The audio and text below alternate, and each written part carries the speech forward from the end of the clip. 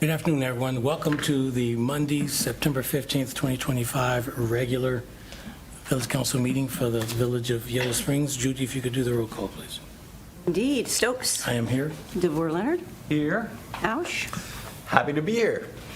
We have no reason not to expect there. She is Carmen Brown. Brown. Got you. And we are still expecting Trish Gustafson. Also present is Village Manager Johnny Burns, Finance Director Michelle Robinson, almost Assistant Village Manager Elise Giardullo, any moment, Solicitor Amy Blankenship, Chief Burge, and Economic Development and Planning Director Meg Leatherman. Almost a full house. Well, we're going to begin the festivities with swearings in. And according to my agenda, we will begin with almost Assistant Village Manager Elise Giardullo. Got it, thank you. I don't know the best spot. Well, there's cameras all over the building. That'll work.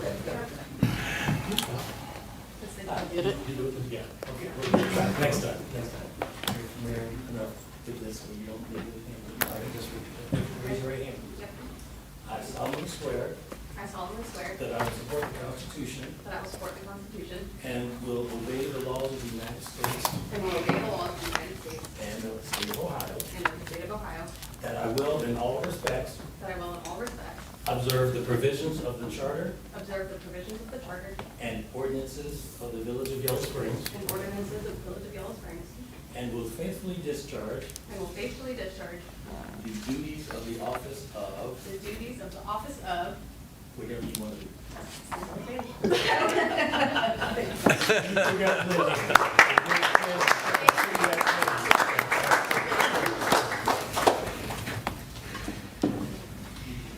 And by the way, I'm also okay with dropping project lead.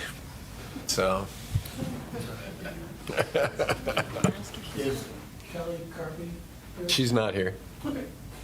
All right, well, we will hold off on that one. And I'm going to go back and take my seat. Congratulations once again, please. Thanks, Kevin. All righty. Announcements. Do we have any announcements today? Any special announcements? Any visitors? Okay, Brian, I'll look to you. Yeah, I have a few. All right, so I wanted to mention that we are updating our active transportation plan. And so please look for a survey, only 9 questions, to help us with that project. I know Ben will help get that out, and actually, it's really on me just to do the QR code, but we've got the survey. I'm excited about Porch Fest this upcoming Saturday. This is one of our signature events that we support, and it's going to be a ton of fun, 12 to 7. If you come to my house, which is one of the porches, yeah, I'll hook you up with cucumbers, I guess. And then I also wanted to mention, yeah, that was kind of funny. October 1st is our first budget session, so we will, not have a next council meeting before that. So please join us. You won't get a chance to speak, but we got a lot of important things going on with the budget. And then finally, I want to apologize to the community for our flag being half-masted for a racist, misogynistic, homophobic, transphobic individual who is, happy or was happy to instigate violence, and really sorry that happened. We've got something on the agenda this evening that I hope will avoid that in the future. But yeah, I'm really sad about that, and this is going to be a hard meeting for me today. So that's what I got. moving on to the consent agenda. We have two items in the consent agenda. First of all, the minutes of our last regular meeting of September 2nd, 2025. Chair will entertain a motion and a second to discuss, to approve the minutes of that meeting. So moved. Second? All in favor, please indicate by saying aye. Aye. Any opposed, same sign. Hearing none, we're moving on. Thank you very much. The second item on the consent agenda is the credit card statement for the month of August. We'll entertain a motion and a second to approve the credit card statement. So moved. Second. Can I just ask what muriatic acid is? Muriatic? Is that what it is? Yeah. What is that? For descaling pipes. Oh, okay. Yeah. Cool. Hard water. Yep. Good stuff. Cool. All right, any other discussion on the credit card statement? All right, all in favor of approving the credit card statement, please indicate by saying aye. Aye. Any opposed, same sign. All right, the motion has been approved. Excuse me, now we're at review of the agenda. Well, the opportunity where we have to look at the agenda as published, consider items that should be pulled from the agenda, as well as anything that should be considered for adding to the agenda. Any issues from agenda review? Well, it's not my thing, but I just saw at our desk the resumes. Are there nominations that are making? Those are on the agenda, Oh, are they on here? Okay, sorry. but I guess the other thing is, so this resolution, Oh, I see. do we need to put this on the agenda? Or is it part of our new business? It's part of the new business New discussion. business. Okay. And Judy, it's okay that we do legislation in new business? My thought was that you would have a discussion and then move it to legislation if so desired for the Okay. next meeting. Fair enough.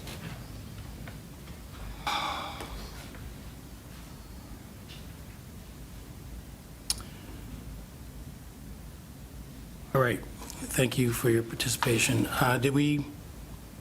We did approve yeah, we're good. All right, now we are to petitions and communications, and it's a bit of a heavy lift, but Gavin, if you would, It's please. okay. The clerk will receive and file, and then I'm just going to group these into chunks. So the following people with short street comments: Nason McElhargy, Saul Greenberg, Rebecca Cooter, Paulette Olson. Then there was a single message from Ellis Jacobs related to the Sunday flyer. And then opposition to the short street closure from Pan Reich, Charlene Prestopino, Margaret Veenstra, Joseph Neal, Carol Cottom, and then support for short street closure from Lee Duncan, Emily Seibel, Angie Shu, Margaret Maddox, Devin Malecki, Clark family, Lynch and Lapides, Lori Askland, Connie O'Brien, Joshua Mabra, Terry Graham, Wendy DeLong, Eric Mahoney, Stephen Kahn, Donna Haller, Angela Brittlinger, Lynn Adams, Jill Baker, and Linda Sykes. And then we have the mayor's clerk with the mayor's monthly reports, and then the Home Inc. Sharing the proclamation. All righty. Well, thank you for that, Kevin. Thanks for putting it in a fashion that allowed us to get the gist of where folks were coming from. Thank you for that. All righty. As we move into public hearings and legislation, Judy, if you could read by title only, emergency reading of ordinance 2025-16. Yes, and did you want to move to not read in full? Get a So motion moved. to. Second. Yep. All right. All in favor of reading the said legislation by title only, please indicate by saying aye. Aye. Any opposed, same sign. Thank you for that reminder, Judy. Oh, it's to my benefit, let me tell you. Oh, okay. This is 2025 third quarter supplemental appropriations and declaring an emergency, Village of Yellow Springs, Ohio. All right, the chair will entertain a motion and a second on the reading. So moved. Second? All right, Michelle, thank you. The supplemental is pretty straightforward. We're asking for donations for lifeguard certifications, donations to the youth center, the street fair parking from June, and then we received a check from the state for law enforcement continuing professional training funds. We're asking that to be moved. All right, sounds pretty straightforward. So I did want to ask about, so the state is supporting that training, huh? Yes. Okay, that's great. Yeah. Any other questions for Finance Director? All right, thank you, Michelle. Any other input from staff?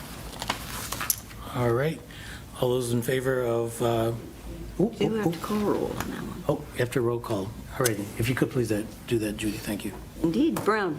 Yes. Hausch. Yes. Gustafson. Yes. DeVore Leonard. Yes. Stokes. Yes. Thank you. All righty. Now, a normal reading. Judy, if you could read by title only, ordinance 2025-17. This is accepting annexation from Miami Township to the Village of Yellow Springs of 28.324 acres of property located east of East Enon Road and north of Dayton Street. Right, can I get a motion and a second, please? So moved. Second? All right. Hi, Amy. Hi, good evening. So this is the final step that council will take with regard to this 28-acre annexation.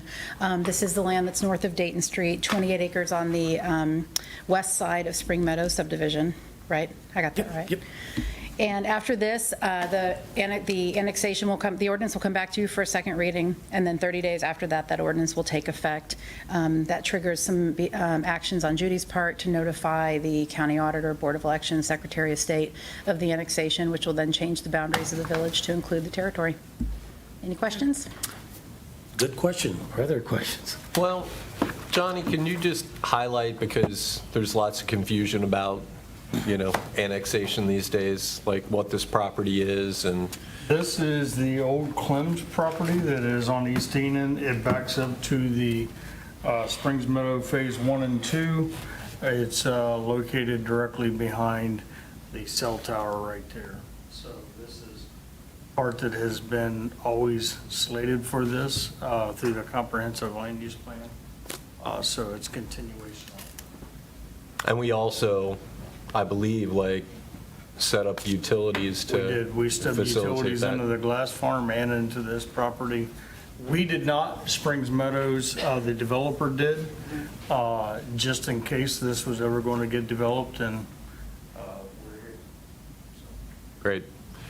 So this is not the 84 acres. Okay.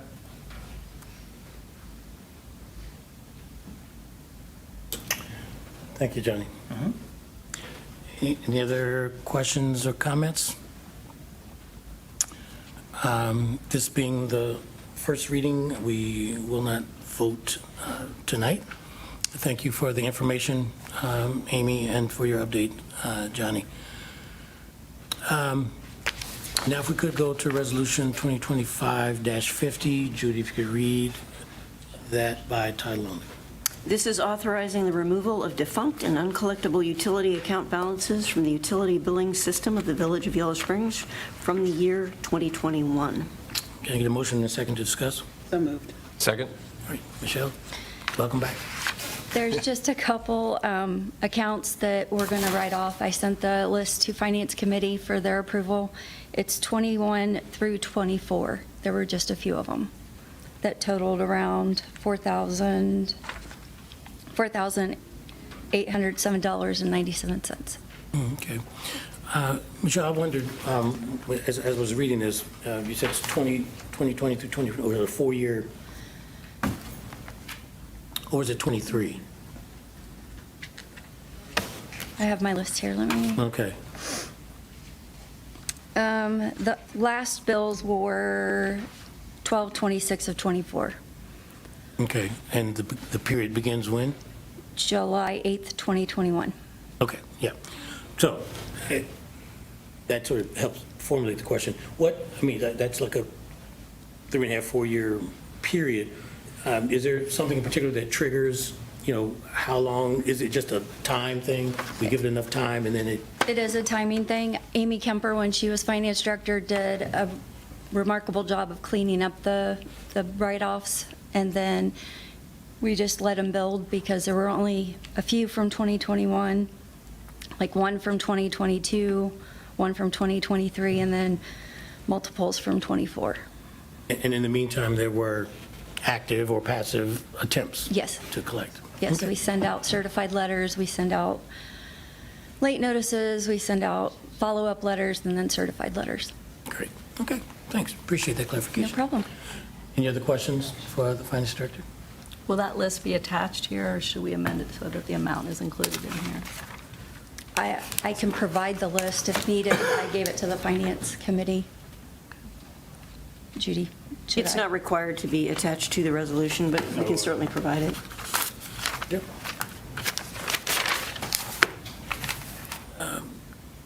It just makes sense to clarify the amount. Like, as I read that, if you were to just read it without the attachment, you wouldn't understand the total, I guess. All right, Trish, are you making a motion? If there's an attachment to it, then no, it's not needed. Okay. There's not an Exhibit A. There is an accompanying document which was reviewed by the Finance Committee, but it purposely does not contain an Exhibit A because that would reveal names and addresses and amounts that people owe, which is not something necessary and not something that we thought should be front-facing. Got you. All right, so we can pass this resolution without any modifications. Any other questions, comments, concerns? Thank you, Michelle, appreciate you. Okay. All right, all in favor of passing this resolution, please indicate by saying aye. Aye. Any opposed, same sign? No. All right, thank you very much. The motion is passed. Judy, if you could now read by title only, Resolution 2025-51. This is approving check signing privileges for West Banco Bank General Checking and Guaranteed Deposits. All right, can I get a motion in a second, please? So moved. Second. All right. Johnny, is this you or Michelle? This is either one of us. We're adding a lease, that way we can have multiple check signers in case somebody's on vacation or out for the day or something. So that would make us 5 strong, so we should be able to have it covered. Yeah. All right, seems pretty straightforward. All right, thank you. Any questions, comments, concerns? All right. All those in favor of approving this resolution, please indicate by saying aye. Aye. Any opposed, same sign? All right, hearing none, that motion has passed. Now we're at citizen concerns. This is the part of the meeting where citizens are allowed to come up, share with us your thoughts on practically any subject. We are asking that you keep your comments to the 3-minute time limit. There's a clock on the wall here to gauge your time.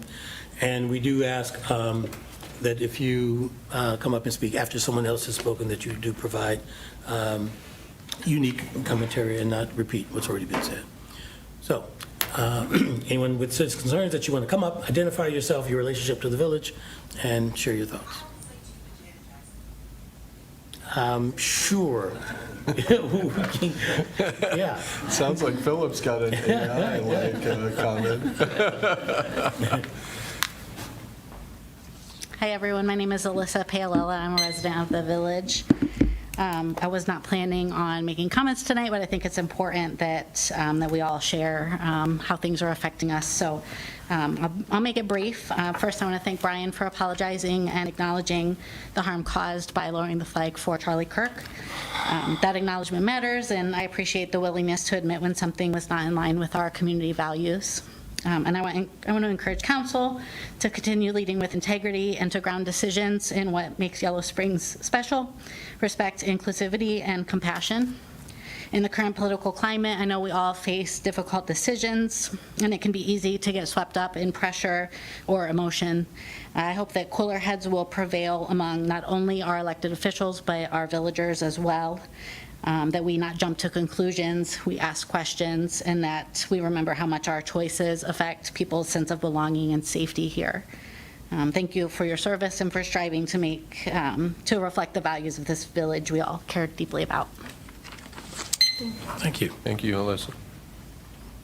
Any other citizen concerns? Good evening. I'm Mike Slaughter, a local citizen. And thanks for your apology, Brian. As a resident of the community, I'm disappointed in the state, the township, and the village council's position to lower the flags for the passing of Charlie Kirk. As an African American, I'm appalled at the divisive rhetoric he spread across this country. The hatred and dog whistles he spewed have no place in our society or community. So I ask you, what message are we projecting by taking this stance? As an African American man, I'm enraged that our community government has bowed down to this bigotry and bowed down to this bigotry from our federal and state leadership. So I just ask for us to just wake up. Thank you. Thank you. Any other citizen concerns? Yes, sir.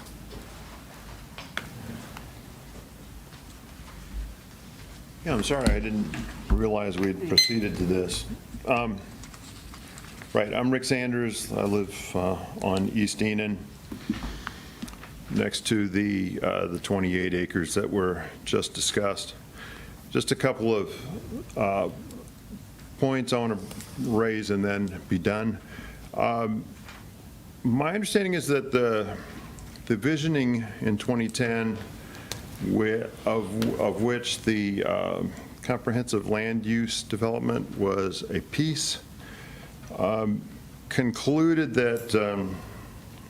that site blocks would be included in development on that territory. I'm not here to try and prove that. I've just been told that. I think it is verifiable or refutable. I also want to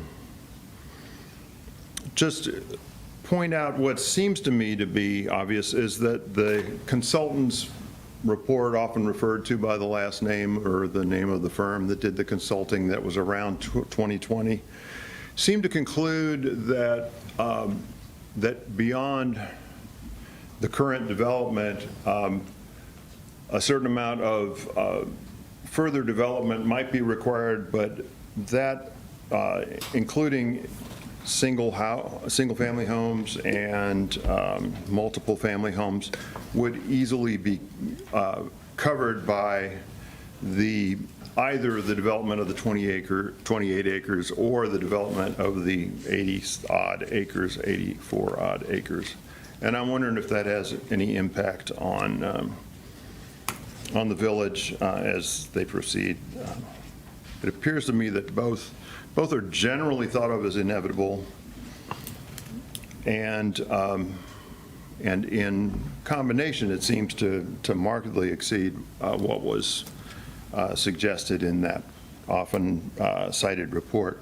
Another issue is just noise. The building that's still going on at Spring Meadows generates a considerable amount of noise until it's dark, and frequently, maybe not without exception, but frequently occurs every day of the week. And I'm sure that's rough on the people who are living there now. And it is really quite intrusive for us, at least 100 yards away from the source of the noise. And with this 8-foot tall corn intervening. So this is really a source of noise. And I think that needs, if there is an ordinance, can it be enforced? If there's not an ordinance, can it be generated? That's all. Thanks. Thank you, Mr. Sanchez. Any additional citizen concerns?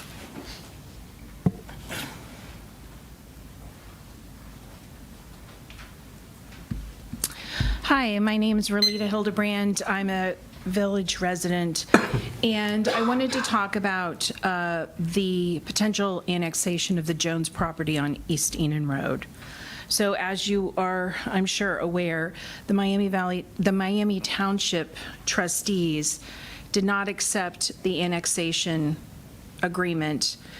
And I just wanted to say that I think this entire annexation of the Jones property is what I would consider to be fruit of the poison tree.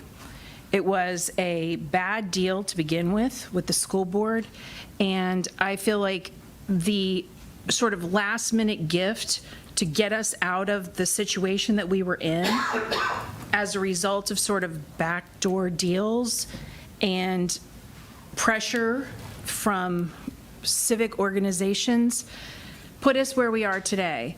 And I know that it's part of the land that would potentially be annexed into the village anyway, but it's also property that is in the Jacoby Creek watershed. And there are a lot of village residents who've put a lot of time into that. And Agraria has put a lot of time and effort into that area as well. So I know it's not on the agenda today. I just wanted to say that I hope that this body can reconsider. We've done what we were asked to do, can reconsider going forward with another annexation agreement, because I don't think it's in the best interest of our community or of the environment that we've spent so much time and energy to restore. Thank you very much. Thank you, Rolita. So actually, since Rolita brought this up, I did want to mention Marilyn Moyer reached out to me and indicated that it would be good to have some education about what the potential impacts would be for the Jacoby watershed. And so I'd like to, I guess, I don't know if it's a work session or whatever, but I just want to kind of put on the record that, I think that's something that we should all be educated on. I guess if something moves forward. So anyway, because I don't have that knowledge. I don't think any of us do, but I think it would be important. So maybe reach out to the township, on TLT. Yep. Agraria. Yep. And Exactly. get something together, like Yeah. a one-pager. Yep. All right. Exactly. Thanks, Carmen. And Rolita. All right, thank you. Any other citizen concerns? This is still about the flag. There's- Citizens' concerns? Yeah. Yep. My name is Eric Clark, and I am coming up at the end of the month on 63 years in this village. This village has always been very important to me, and I love telling people that we live in a little blue dot in the middle of a big red ocean. And so when I had heard that we were paying some of the greatest honors to, in my opinion, one of the worst people that walks the planet, it hit me, because we do have two members of the Q+ community in our home, and they are minors. And this event paid honor to a person that not just a couple of times mentioned that he doesn't really like my children, but he has gone across the country and spewed this vitriol amongst hundreds of college campuses on TV constantly. This is a man that wants my children to go through conversion therapy, to have electroshock therapy, to have a lobotomy. And this is what this guy preaches. All the other stuff someone else can tackle. The nasty things he says about people of color, the nasty things that he says about women, and that they should just stay home, not be allowed to have elected positions. This is what we did. We honored my lifetime in this village and my children's lifetime in this village by basically saying, why don't we just give your children a lobotomy? They'll live better lives. Do I now move to Spain? Do I move to Vermont? Do I need to get out of my town because now we are honestly becoming afraid of living in our own town? It just smells like Project 2025 coming right down the road. And it smells worse than anything I can think of. Otherwise, I love my town. Thank you very much. Thank you, Eric. Thanks, Eric. And actually, I'm just going to add, one of the things I didn't say in my comments earlier was that I know at least 3 council members asked for that flag to be raised, and we were ignored. Brian, But that's we'll not talk true. more. That's Yep. not true. That's fine. I mean, yeah, but I'm going to say it anyway. Truth matters. It does. Any other citizen concerns? All right, seeing none, moving on. There's no special reports, so Johnny, you now have the floor for the manager's report. Well, we got Community Space Short Street survey getting ready to be launched this week, I believe. I'm looking back in the back row. Yes, that is correct. So you'll be seeing that come about. The Shredded Day, we relocated it to Galt Park, and we had a lot of great feedback that was a better place for it. They didn't have to fight all the traffic from the farmer's market, and it was well received out there. It was very busy. The boys closed and the dogs got the last swim, so. I know, Ben, can we put that picture up? It's so cute. It was a good. Porch Fest, Brian's already said it is September 20th, and there is a lot of it. Can we get a map of all the different locations on social media?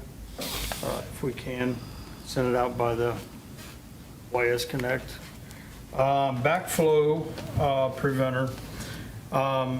Xenia just did this, and we are also been talking about it for a while, and we're going to require this on any brand new developments or brand new housing. If you have a sewer repair, you're going to be mandated to put this in. And what it does is if the village was to have a backup, it will allow the sewer not to go into your house. So it is a great thing for the homeowners to be able to prevent them from getting unnecessary neighbor floods in their basements. So for So, current, Johnny, you did say it was for, It's new construction and/or if you're making sewer repairs to the outside line, it will be required. If you're pulling a plumbing permit for sewer, it'll be required for a backflow preventer. okay. and the focus is residential and commercial? Residential and commercial. Okay. Mobile mammogram will be September 22nd. Are they required to register? They are not. Feel free to show up. They are finalizing all the Halloween areas, and I believe Short Street will be one of them as well. There'll be some things on Short Street for trick or treat or for more to come. I also wanted to give a shout out to Rebecca Duff. She graduated. She's no longer a recruit. She is actually a new police officer, and she has started her in-staff training. And again, Danny Steck come on board COS position. She's doing some fantastic work already in the community.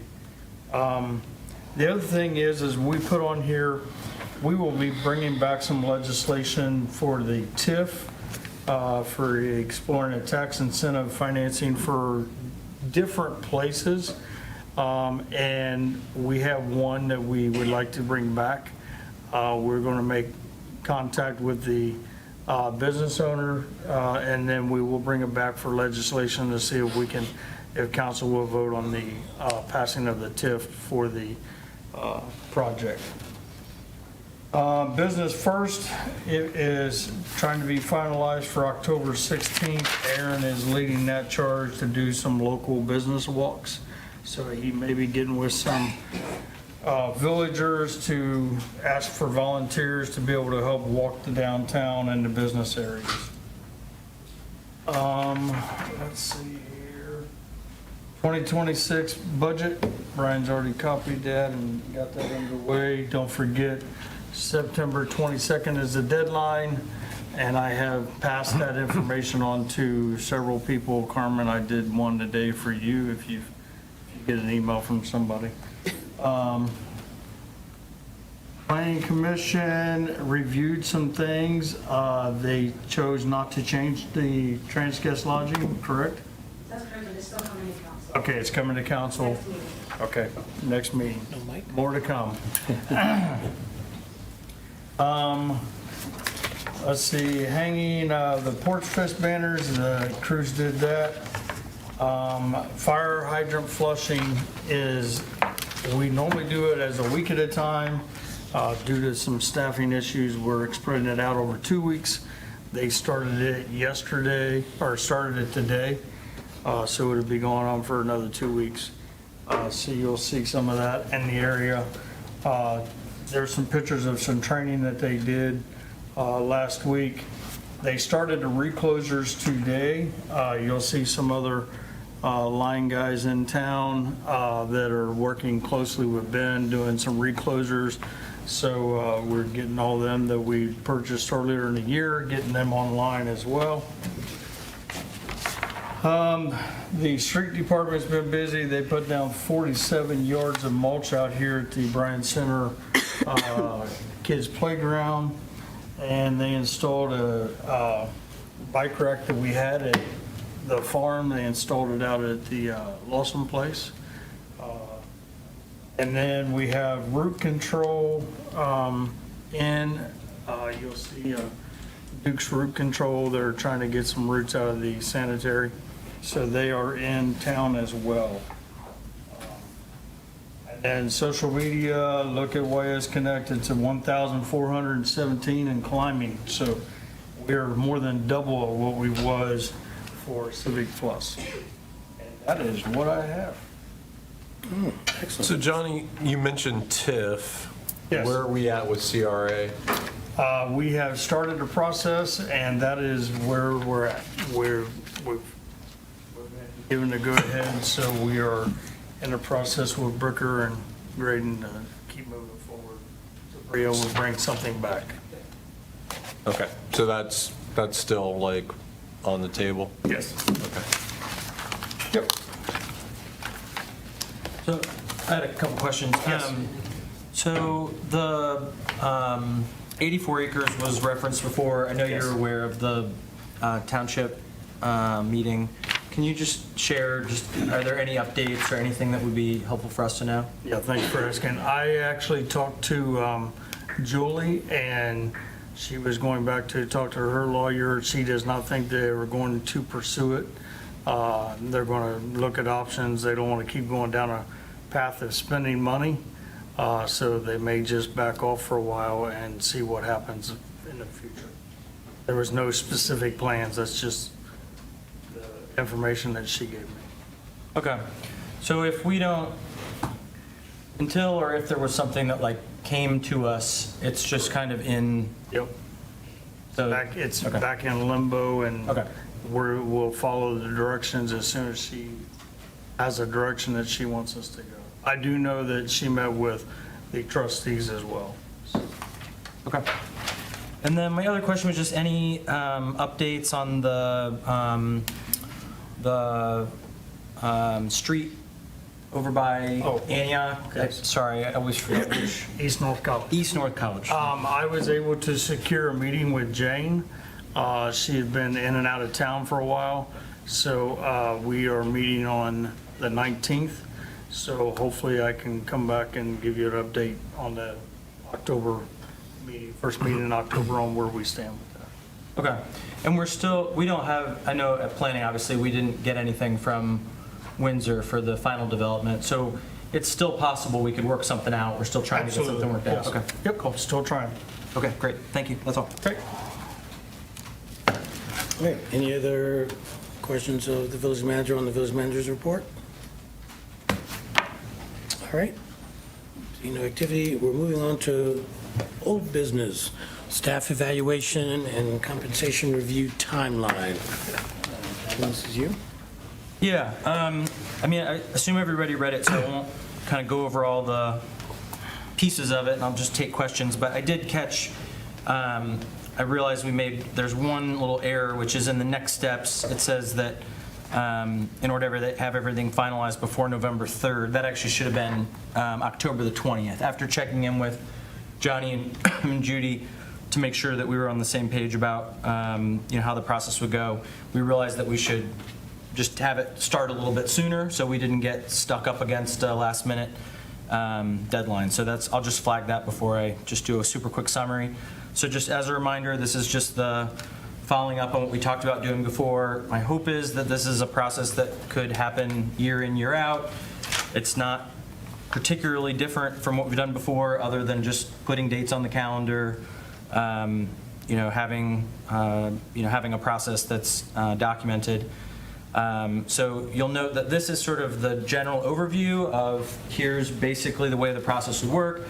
If this generally works for people, then for council, then what I'd like is the okay to work with Johnny and Judy on the like specific kind of criteria. So this is sort of the general process, but then what are the particular things that we're talking about? Just the same kind of surveys that we've done in the past, just so everybody's on the same page about what the evaluation would include. That would be the stuff that I would try to then bring back before and get that done before October the 20th.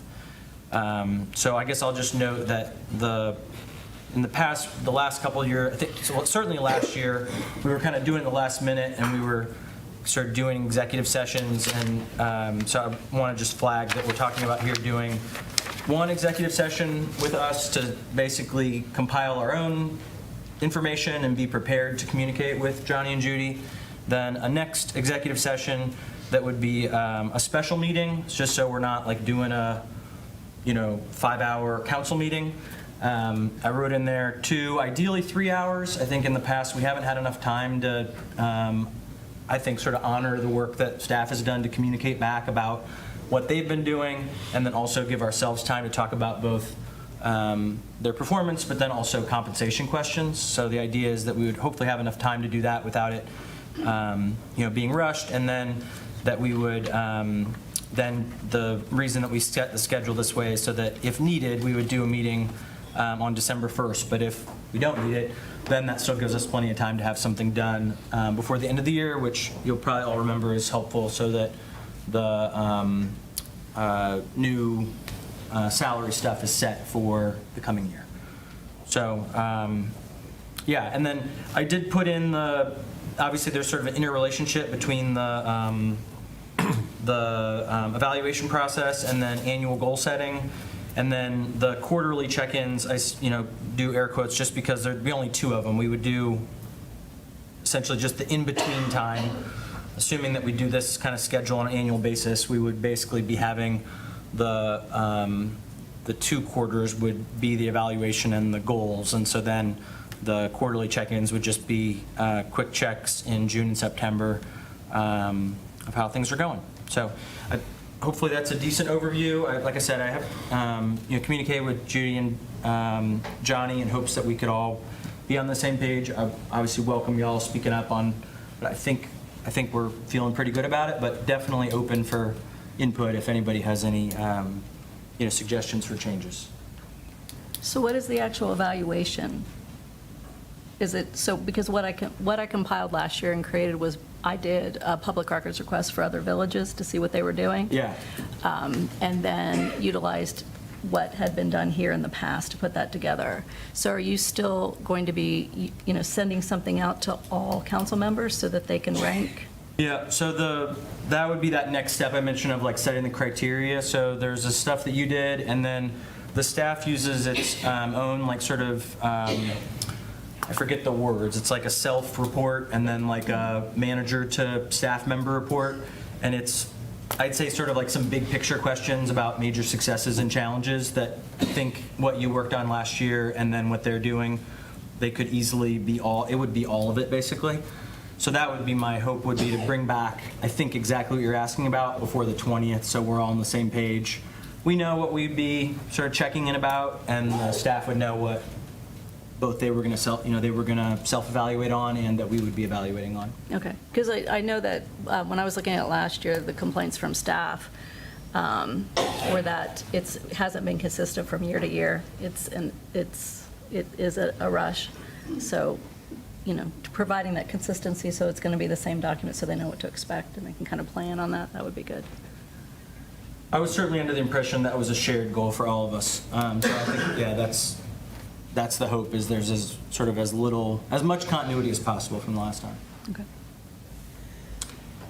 So I just want to say I appreciate, I think the documents well thought out. I also like the nod to what we've done in the past.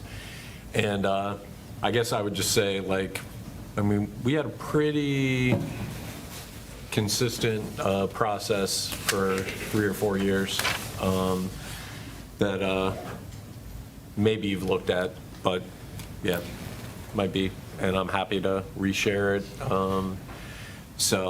But it involved like a self-evaluation process and a variety of other aspects. So yeah, please share what you've got, because I think at least in my few years it's been kind of up and down. So if you've got like a thing where you're like, hey, this is the one you feel good about, now's the time to share it. And then with y'all's go ahead, I would then work with Johnny and Judy to look at it all together so we're all on the same page, and then bring it back to this group before the 20th.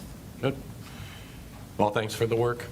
So, yes, so if you're looking for a go-ahead, I think this is good. And I think to the point that was made earlier, it seems like each year has been, I'll say slightly different, but there's been something different each of the last few years. And I think, having, a documented process, a process document to this degree, this early on in the process is definitely going to be helpful. So, so I'm in support of your moving forward, continuing to work with Johnny and Judy to help continue to flesh out the process. See a nod from Carmen. Brian, Trish, sound okay? Okay. And then the one other kind of just quick temperature check is, if this general process feels okay, I would just, I think, lightly edit it and suggest a process that would be essentially comparable with the solicitor, just on a different timeline. So the solicitor's on a different contract timeline, and it would also help to, I think, not bunch all of them up at the end of the year. So we were talking about maybe doing it in the summer, so like sort of halfway. But just making sure that this basic concept is right. Obviously, it'll be a little bit different with the solicitor, but this is, so for folks who aren't aware, those are the 3 positions that we have essentially management or purview over, is the village manager, the clerk, and then the solicitor. So this was mainly meant to work with our non-contract, everyday staff members, but would also like something for the solicitor, if that is okay with folks. Yep. Okay. Makes So sense. obviously no rush on that, but I'll bring it back after talking to Amy and working on that too. Okay, thank you. Sure, thank you. Any other comments before we move on? Okay, all right. Thank you for that, Gavin. It's been needed for a while, and we appreciate that. All right, in new business, I am leading a discussion on the flag policy. I guess even the word policy might be a stretch. There's been comments and suggestions about what should be done or what should be included in the existing policy. What typically happens with regard to lowering the flag at half-staff is staff receives the order typically from the governor. I don't think it comes directly from anyone else. In this particular circumstance, the flag was lowered to half-staff on Thursday due to 9/11, in honor of 9/11, is when the flag was actually lowered. And subsequent to that, an order came in, a subsequent order came in to have the flag at half-staff until yesterday evening at 6 p.m. I will say that I was surprised when I saw the list of the 20 times that the flag has already been lowered this year for various and sundry things. I will also admit that, I was not familiar enough with all of the reasons that the flag was lowered or with the individuals for which the lowering was meant to honor. So that being said, just want to sort of lay the foundation that lowering the flag happens pretty regularly. I didn't count for all of 2024, but like I said, just this so far in 25, it's been about 20 and probably close to 30 for last calendar year. Johnny's counting. Should we read them? 25. So 25 last year's in the packet. So 25 for last year and about 20 so far this year. So there was there was some conversation, I will say, amongst council folks, and I would and just remind us of sunshine laws and things of that nature that we want to sort of stay on the right side of. And then this piece of legislation was offered. We've talked oftentimes about our processes in terms of bringing things to council and wanting to have things fleshed out and fully vetted. So I just want to again remind us of those parts of our processes and our responsibilities. So there wasn't a whole lot that I wanted to say other than just, like I said, lay that foundation, from a factual perspective, and also acknowledge again that when these orders come down, it's almost routine because it happens so often, and it is not an issue of staff or at this point council weighing in on each of those actions. So again, just wanted to lay that out there to begin the discussion. So anyone else on council want to? Sure. Well, you don't have this in front of you, so just to give you an idea of the things where the flag was put at half-mast, to honor former President Jimmy Carter, to honor former State Senator Ben Epsy for Inauguration Day, to honor the former President James Earl Carter Jr., honor Tri-Community Fire District, sorry, this isn't meeting up with my bifocals, a firefighter, John Sanders, another Town and Country Fire District Lieutenant, Pope Francis, National Fallen Firefighters Memorial Service, Hamilton County Sheriff's Deputy who lost his life, Larry Henderson, Peace Officer Memorial Day and Police Week, honor of Cleveland Fire Cadet Memorial Day, another deputy sheriff, a commissioner from Scioto County, a state representative, a Lorain police officer, honoring the Minneapolis shooting victims, Patriot Day in honor of 9/11 victims. So I think the difference here is the individual and our core values. And we actually just reviewed these in the last couple of months to make sure that they were on par, right? We all looked at those. So when these governor's orders arrived, my expectation, because of the human being that we were dealing with, those should have been compared to our core values. Like, should we be putting this flag down? And I don't know 100% if that was done by our village manager.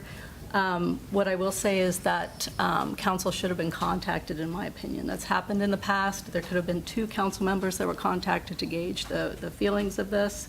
I personally would have rather ignored the governor's request that we put this flag at half-mast and then suffer the consequences, because then we would be honoring our core values.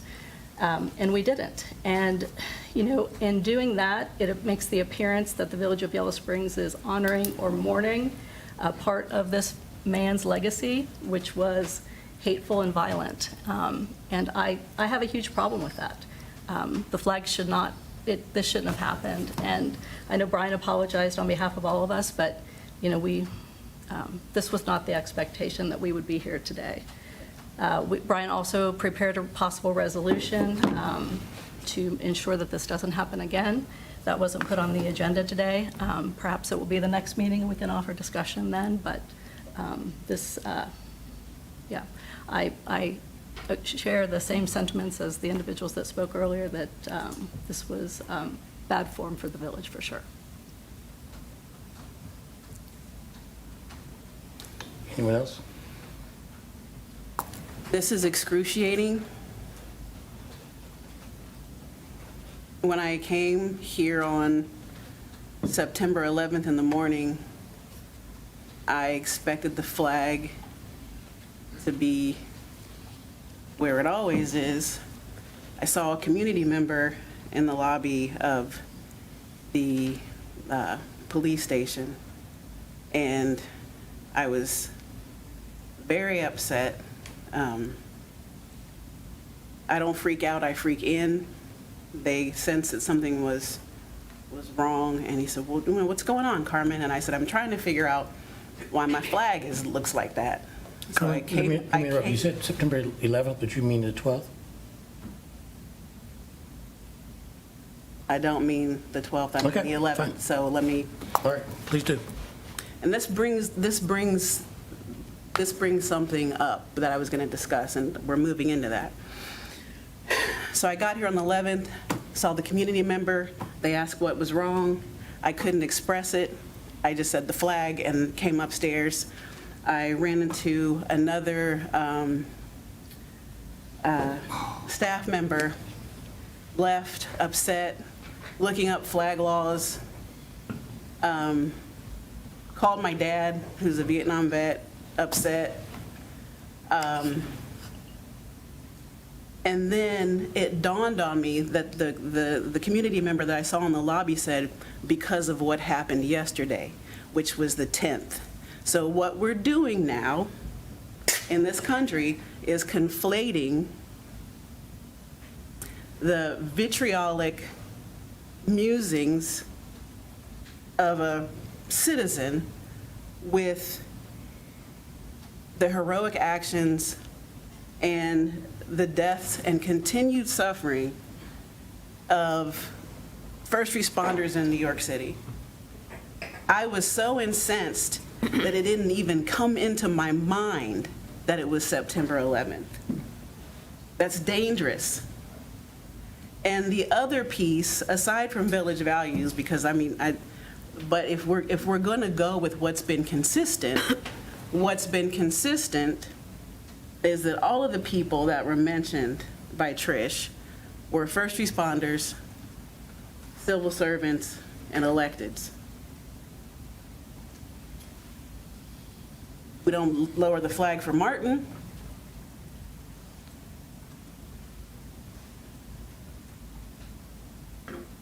And I understand that what we go on is what the president and the governor says. I don't blame any staff here. I don't. And to touch on something that Kevin commented on, this body cannot make any decisions behind closed doors. So the entire village of Yellow Springs could have called and sent an email to Johnny. Our hands are tied because of what we've committed ourselves to. but they're not anymore, and we have the chance to make it better. Not good, because it can't be, but we have the chance to make it better. I got nothing.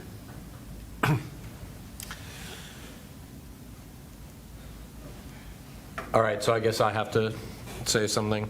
I was very disappointed that council was ignored in our,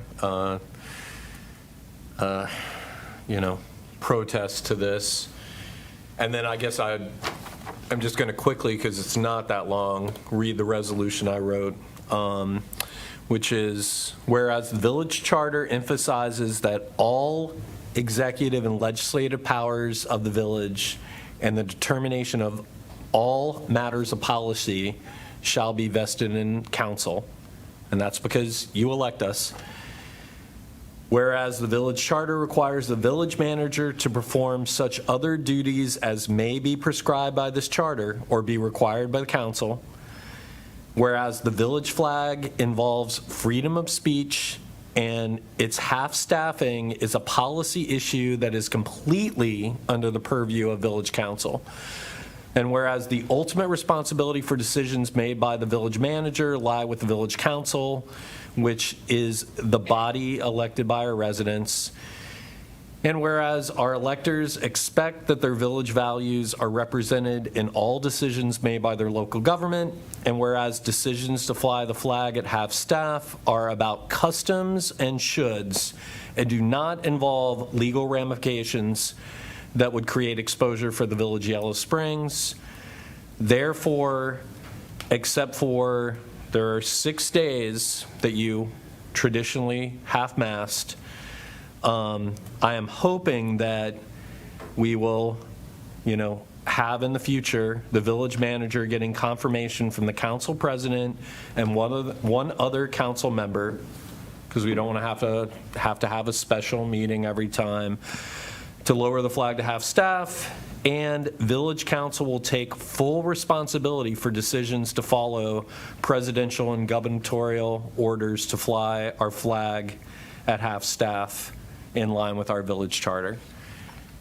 And as I said before, this has been very upsetting, and again, I want to apologize that we didn't do the right thing.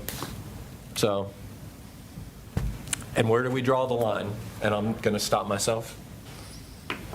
So, Brian, can I just ask, and kind of building off what you said, Carmen, the piece around the process that you would have in mind. So the thing I was grappling with is in 3 years I've been on council, we've never had a flag raising question, right?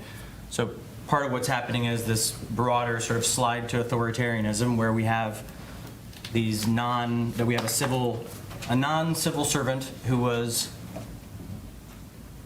that this honor was bestowed upon that it had not been before. And we're all saying, wait a minute, we're concerned about this happening here. So we get the notification this has happened, I guess. I'm not sure who heard about it or how, but then the dynamic of,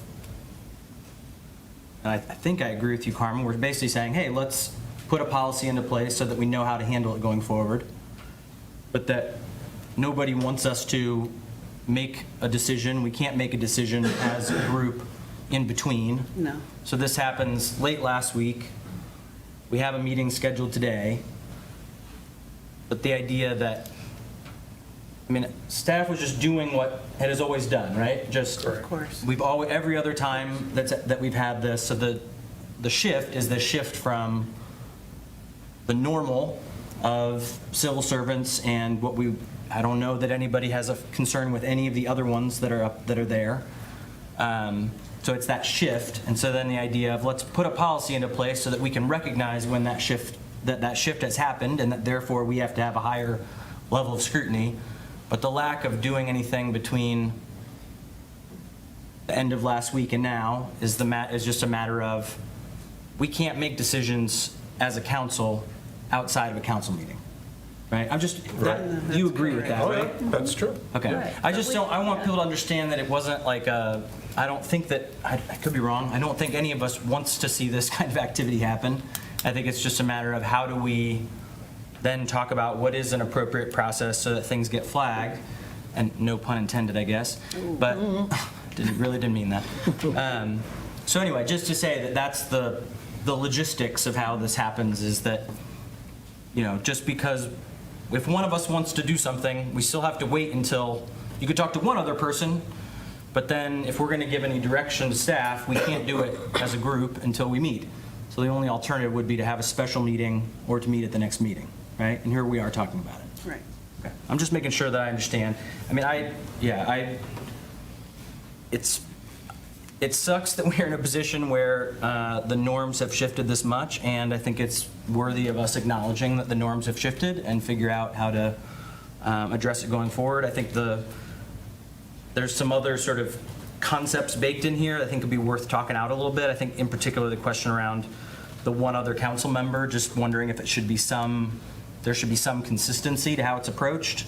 And then is it just about the flag? I think there's also dynamics that frankly we haven't talked about much as a group that maybe it's worth talking about around how do we approach things like the ICE raids that are happening around the country. How do we approach, there's some of these like normative things. Rollbacks on environmental protections. So there are normal things that we've kind of gone with in the past, and we haven't figured out how to deal with them yet. So it might be worth having a broader conversation about, hey, here's what these values mean in terms of how staff is moving, and then therefore what that might look like in terms of council engagement. But I think everybody should just know that we just haven't talked about that yet. Things have been happening that we haven't, sort of proactively addressed.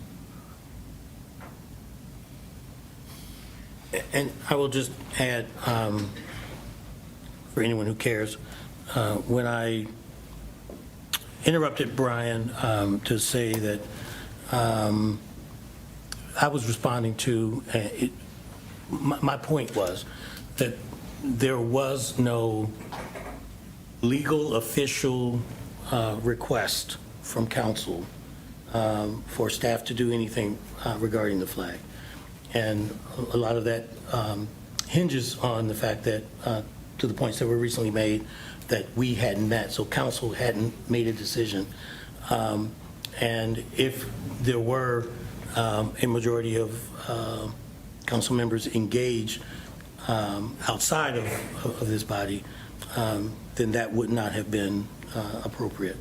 So again, just wanted to throw that out there, and because I did interrupt Brian to make that point, but the point was that there was no official request made regarding the flag that staff took it upon themselves to ignore.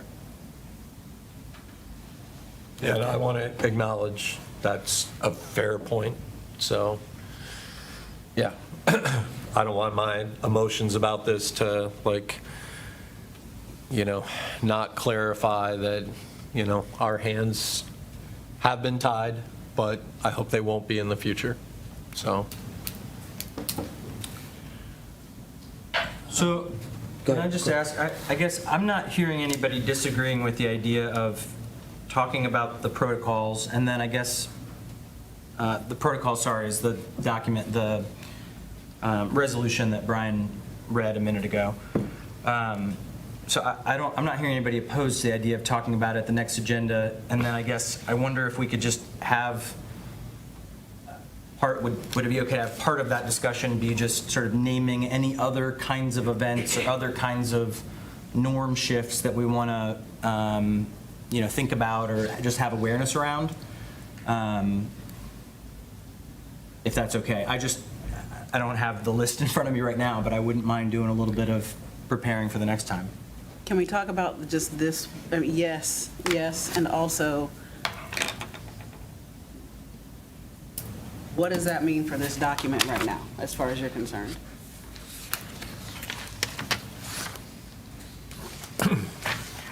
I guess I was thinking that that this resolution would go in the legislation at the next meeting, and then we would consider the resolution as we've typically considered resolutions. Does that feel appropriate to you? Yes.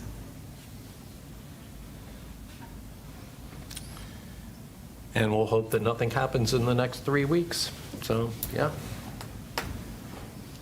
Well, and I guess just to talk about it for a second, so the note here would be that in the event that there is a norm slide in the next 3 weeks, that it is the purview of the president to call a special meeting, or how does it work, Judy or Amy? Is it 2 council members can call a special meeting?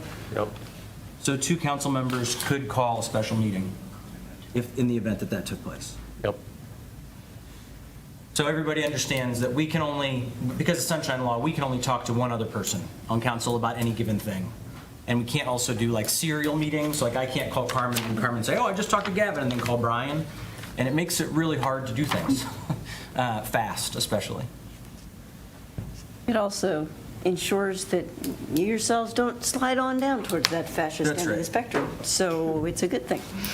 And I might suggest that when the resolution is, just as you're going through it, looking over it again, the emphasis on this one does lean in a tad, at least in my eyes, to sort of indicate that somehow you've got a village manager who's not doing the things you want the village manager to do. I don't know that you want it to have that tone because that individual had no choice in the matter. So it just could be a straight, here's our policy, here's why we would like to enact the policy. I don't know that any sort of slight finger pointing should be included in the resolution, but that's just a suggestion. No, there should not be any finger pointing in the resolution. There should not be any finger pointing through any other means of communication in the real or virtual world. Because again, no one did anything out of order. No one disobeyed any requests. Again, this was folks doing the job that they always do, and council waiting until we formally met, which is today, to discuss the matter. So if you're talking about this section, I don't take it that way. The 1, 2, 3, 4. It comes from the charter. Well, Like, yeah, and it's to take the responsibility off the village manager and put Exactly. it on council. So we're That's the the ones that are way- making this decision. There literally is no finger pointing, so Yeah, thank you for emphasizing I think that. that's an incorrect statement to make. Yeah, I agree. When I wrote this, although I was emotional, I took it from the charter, and yeah, it should not be the village manager's responsibility. We are the electeds.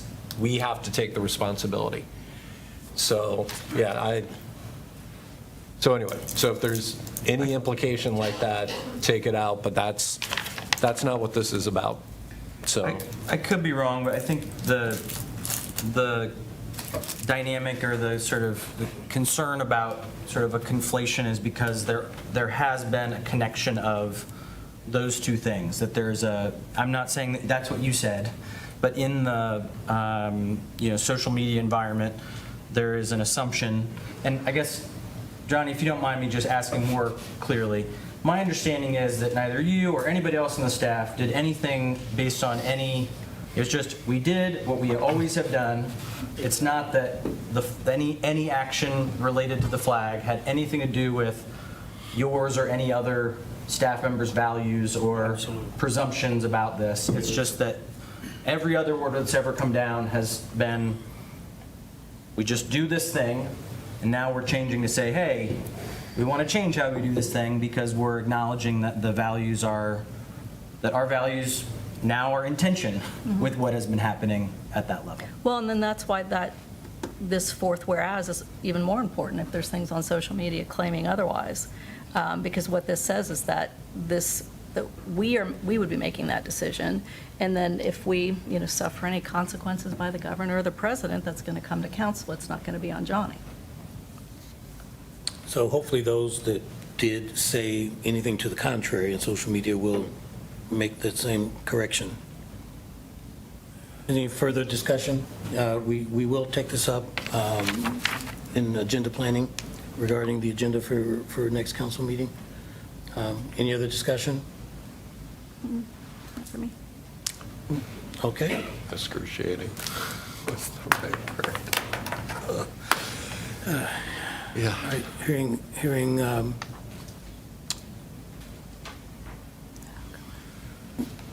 no other conversation. I'm sorry, I got lost on my agenda here. But Well, we get to yeah. do some like positive things, nominate 2 new board members. Oh, nice. Thank So- you. So there, I think that's where we're at, right? Yeah. yep. Yep, this being our second meeting of the month, we are down to the boards and commissions portion of the agenda. And so I will hand the floor to those council members that are liaisons to the respective commissions.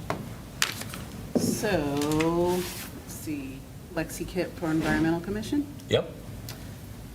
And Lexi has been on the docket or interested in joining the Environmental Commission for 2 months now, Oops. probably at least 2 months, but has been patient with us and is new to town, works at West Banco. She's, I think that she and her wife have a tattoo studio as well. Yep. She's really interested in the environment and specifically reducing light pollution. And I think that she'll be a great addition to the EC. Yeah, super dynamic. Always nice to have young and new people involved. So, yes, I'll make a nomination to approve Lexi for the Environmental Commission. That's your Second. motion? Yeah, good. A motion? Yeah. Yeah, Second. you got it. Okay. Okay. Any other discussion? All right. Those in favor of approving the nomination of Lexi Kipp to the Environmental Commission, indicate by saying aye. Aye. Any opposed, same sign. All right, that motion is passed. And then we've got Kelly. Kelly Pinkleton for the PACC. Do you want to talk a little bit more about? Yeah, so, yeah, we had a really great meeting. Like, yeah, I'm jealous. I want to be the alternate for the PACC because we have so many cool people now. So, yeah, Kelly is fairly new to town, like moved here intentionally a couple years ago. Really interested in, just, basically promoting our creative culture. And, yeah, I'm really excited about having her energy in the mix. Yeah, she's also currently the Director for Public Policy for Humane World for Animals. So it was the Humane Society of the United States formerly. So she's the Director. What else does she do? She was also, interestingly enough, she was appointed by Columbus Mayor Ginther to be a member of the Columbus Civilian Police Review Board. She That has is really a cool. lot of commission work prior, and has a lot of experience in the public and nonprofit sectors. So we're going to be lucky. Oh, all right. You want to nominate? Sure. I'm going to move that we nominate Kelly Pinkleton to the Public Arts and Culture Commission. And I'll second. All right, all those in favor of approving that nomination, please indicate by saying aye. Aye. Any opposed, same sign. All right, thank you very much. That motion has passed. Yes. Super random little cleanup thing. I just noticed as I was looking at the nominations, we don't have a housing committee, Judy, so we could just take that off of there.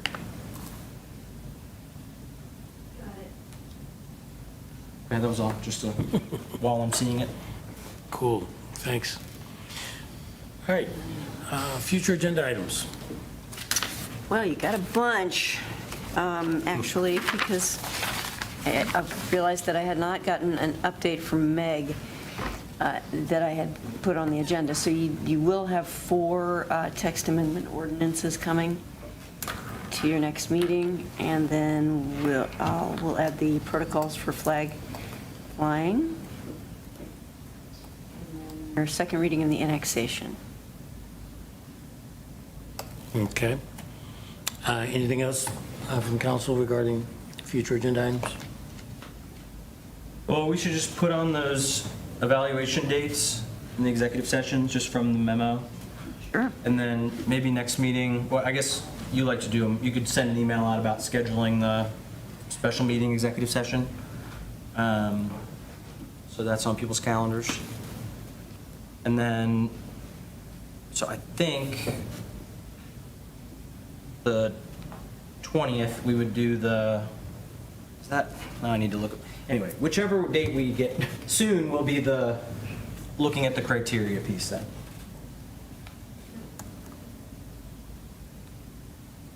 All right. Anything else from council? All righty. Anything else for the good of the order? Hearing none, Chair will entertain a motion to adjourn. So moved. We are adjourned.